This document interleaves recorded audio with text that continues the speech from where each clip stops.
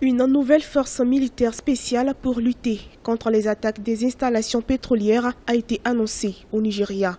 Menacée depuis des mois par des attaques dans la zone pétrolière du delta du Niger, la première puissance économique de l'Afrique compte créer une équipe de défense et de protection de cette zone riche en pétrole.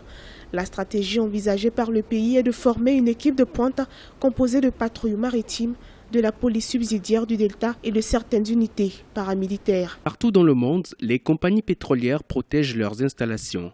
La présidence s'est accordée sur la possibilité de mettre en place une force pétrolière spécialisée qui comportera les soldats d'élite des services de sécurité et sera fournie en équipement amphibie axé sur la technologie et leur permettant d'être capables de répondre aux besoins des compagnies pétrolières si celles-ci sont dépassées au niveau de leur première ligne de sécurité.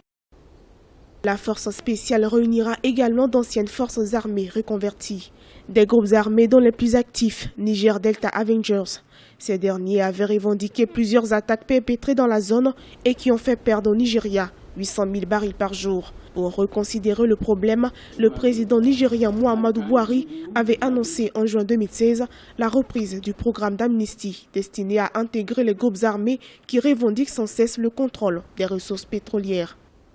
En 2009, l'ancien président Yar'Adua avait trouvé un accord avec un autre groupe armé à l'époque, le MENG, un accord qui portait sur des compensations financières qui devaient être apportées aux membres de ce groupe armé-là.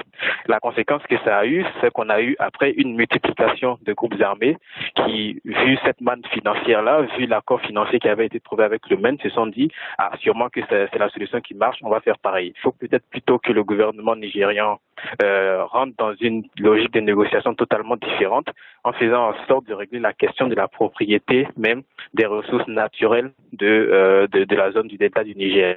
Parce que le véritable problème, à mon avis, c'est la question de la propriété des ressources.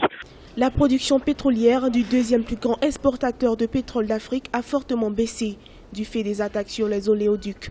Une persistance pourrait rétrograder la production quotidienne du pays à 1 million selon des analystes. Le pays produisant en moyenne plus de 2 millions de barils par jour. Rappelons que depuis des mois, le Nigeria traverse une impasse économique sans précédent, marquée par une pénurie de devises, la chute des cours du pétrole et des matières premières, ainsi qu'une forte dépréciation du naira par rapport au dollar.